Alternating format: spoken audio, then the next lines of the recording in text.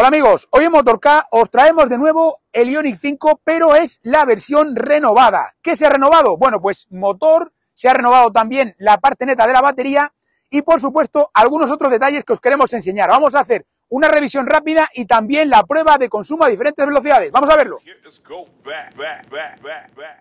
Si hay una palabra que mejor define a este Ioniq 5, a este Ioniq 5, como lo queráis llamar, sería la tecnología. Hay un derroche tecnológico por todas partes, os lo vamos a enseñar.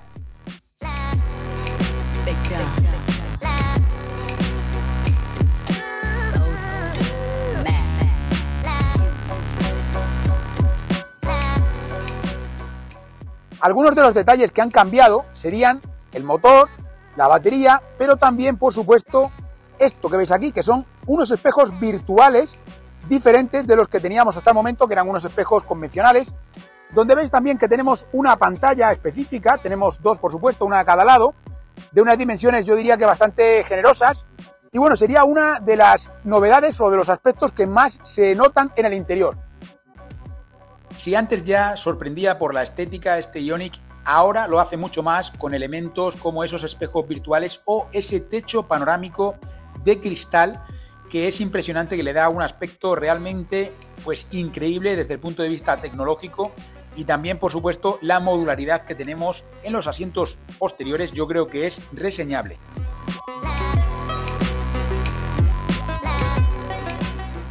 Para conocer todos los detalles, todas las medidas exactas de este vehículo, os invito a que le echéis un ojo al enlace que os hemos dejado en la descripción de este vídeo. Es un enlace directo a la ficha de este Ioniq 5 en motork.com. Ahí tenéis todos los detalles, todo lo que necesitéis de este vehículo lo tenéis ahí. Incluso podéis compararlo con otros vehículos de similares características.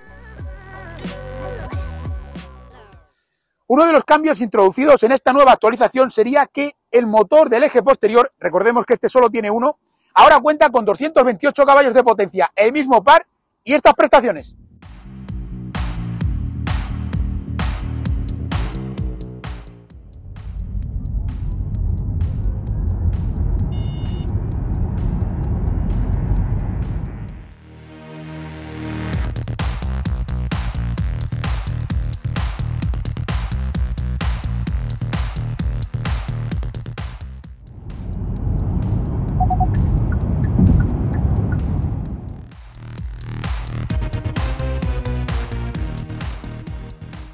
Más allá de ese detalle de los espejos virtuales, también ha cambiado el motor y queremos saber si tiene mayor consumo o tiene menor consumo que la versión anterior. Por lo tanto, vamos ya directamente con la prueba de consumo a diferentes velocidades. Ponemos parcial a 0, vamos a empezar con el primer trayecto por ciudad. Es un entorno muy habitual para este tipo de coches porque, a pesar de que todos nos vemos en una autovía interminable de 1000 kilómetros, esto ocurre muy poquitas veces. Nos encontramos casi siempre en este tipo de junglas urbanas donde nos movemos y donde desarrollamos nuestra actividad. Vamos a ver cuánto consume aquí. Ya tenemos nuestro primer resultado, ya sabemos cuánto consume este Ioniq de última generación, este Ioniq 5 en ciudad. Bueno, es un consumo que hemos podido ver más o menos parecido al que obtuvo pues la otra versión anterior. Puede haber alguna diferencia, pero esta suele ser más habitual porque el tráfico puede afectar de una manera o de otra. No podemos decir todavía nada, hay que continuaremos con el siguiente trayecto y trataremos de averiguar si efectivamente se mantiene un consumo controlado, si va en aumento o a ver qué ocurre. Continuamos con el siguiente trayecto. Segundo trayecto, vía interurbana. Este trayecto lo hacemos sobre todo para poder ver cómo regenera el vehículo, cómo genera energía eléctrica a través de la retención regenerativa que llamamos nosotros. Bueno, pues en este caso hay que decir que tiene unas particularidades porque hemos hablado muchas veces de la retención o frenada regenerativa, pero hay que decir también que cada vehículo tiene una particularidad concreta. En este caso tenemos levas detrás del volante, tenemos diferentes niveles de regeneración. Para poder utilizar las levas no podemos estar frenando, es decir, mientras frenamos no podemos hacer uso de las levas porque no funcionarían. Eso es una particularidad. Y por otro lado también hay que tener en cuenta que si utilizamos el nivel 0, es decir, el nivel en el que no se regenera, no podemos regenerar ni siquiera con el pedal del freno. Algo que sí que podemos hacer si vamos en la posición 1 de regeneración.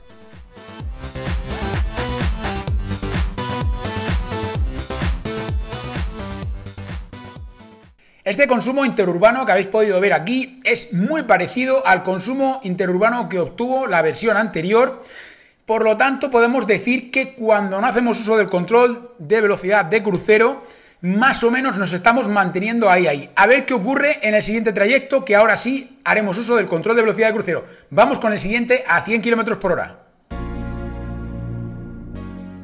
Parcial a 0, tercer trayecto, 100 km por hora. Lo que queremos saber de este recorrido básicamente es cómo se comporta el coche desde el punto de vista de los consumos cuando hacemos un uso tranquilo, cuando tenemos el control de velocidad de crucero, y cómo se comporta este control de velocidad de crucero cuando hay tráfico a nuestro alrededor. Ya sabéis que nos vamos a encontrar ante situaciones en las que va a tener que frenar. Nosotros procuramos mantener la velocidad más alta posible, por supuesto, en esos 100 km por hora, y que el vehículo no tenga que estar constantemente acelerando y frenando, que sea lo más regular posible la marcha. Pero, aún así, lógicamente hay imprevistos y queremos saber cómo se comporta en cuanto a consumos en este tipo de situaciones. Aquí ya apreciamos alguna diferencia con respecto a la versión anterior.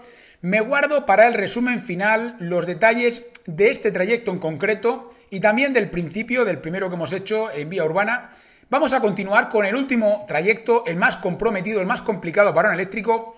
Vamos a ver cuánto consume este coche a 120 km por hora. Continuamos. Cuarto y último trayecto, parcial a 0. ¿Qué queremos saber de este recorrido a 120? Bueno, 120 es lo estándar, lo que se supone que sería la velocidad a la que van todos los vehículos en autovía, que ya hemos visto en muchas ocasiones que esto no es así, pero bueno, ponemos el control de velocidad crucero a 120, ¿vale? Y procuramos que vaya lo más fluido posible, sin que haya interrupciones. Lógicamente, estamos en una situación totalmente real y el tráfico, pues es real, ¿eh? Y esto va a hacer que en algún momento determinado, pues pueda llegar a bajarse la velocidad y que, bueno, esto vaya a repercutir también en el consumo. Aparte de esto, lo que queremos saber en este tipo de entorno es cómo se comporta el vehículo desde el punto de vista de si hay ruidos, si hay vibraciones, cuando viene viento, si es un vehículo aerodinámico que puede penetrar bien en el viento o si por el contrario nos vamos a encontrar con problemas. Todo esto lo vemos en esta prueba de 120 km por hora. Y bueno, antes de que vayamos al resumen final con todos los detalles, donde vamos a contar todo este coche, todo lo que ha ocurrido durante estos diferentes recorridos, quiero recordarte que tienes disponible la web oficial del canal, sabes que es motork.com, donde podemos ayudarte a conseguir la mejor oferta para ese vehículo 100% eléctrico o híbrido enchufable que tanto te gusta. Recuerda que en motork.com podemos ayudarte a conseguir la mejor oferta. Y recuerda también que solo en motork.com podrás encontrar el ranking comparativo con todos los vehículos que pasan por nuestras pruebas, que pasan por nuestras manos. Ya son muchos, ¿eh? Échale un ojo a motork.com. Vamos ya directamente con el resumen final. Ya hemos completado los 4 trayectos. Este último, el de 120 km por hora, pues también entraría más o menos dentro de lo que nosotros podríamos llegar a esperar.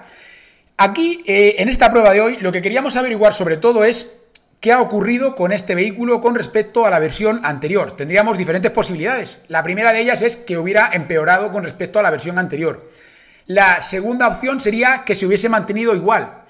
Y la tercera opción es que se hubiese mejorado, con respecto a la versión anterior. Esto sería lo más lógico y lo más ideal siempre, ¿no? Pero ya sabéis que en muchas ocasiones no ocurre esto y a veces pues o se empeora o se mantiene igual. Bueno, pues, ¿qué ha ocurrido con esta prueba? ¿Qué ha ocurrido con el consumo del Ioniq 5 de última generación con estas modificaciones que le han hecho en el motor y un poco más de ampliación de batería? ¿Qué ha ocurrido? Bueno, os lo voy a contar. Si os parece, antes de hablar de consumos, hablemos de prestaciones.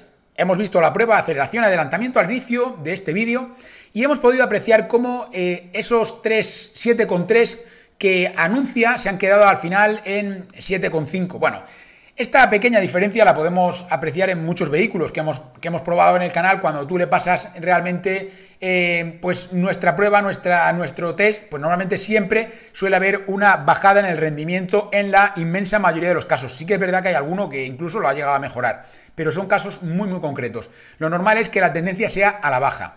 Bueno, pues hemos visto que no ha llegado a esos 7,3, que tiene un poquito menos, es decir, una décima con respecto a la versión anterior, y realmente es una diferencia inapreciable, casi inapreciable.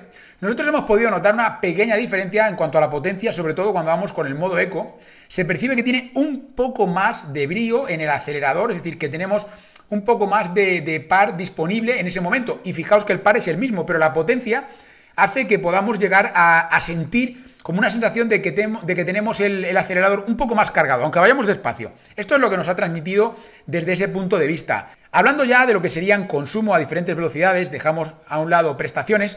En lo que a consumo se refiere, podríamos decir que ha habido también una continuidad en el vehículo, ha habido una continuidad en las cifras. Primero hablamos de cifras y luego, si os parece, hablamos de sensaciones, pero en cuanto a las cifras, podemos decir que tenemos unas cifras muy parecidas. Dejaríamos a un lado lo que hemos visto en ciudad, porque esto es está muy relacionado con el tráfico que haya en cada momento.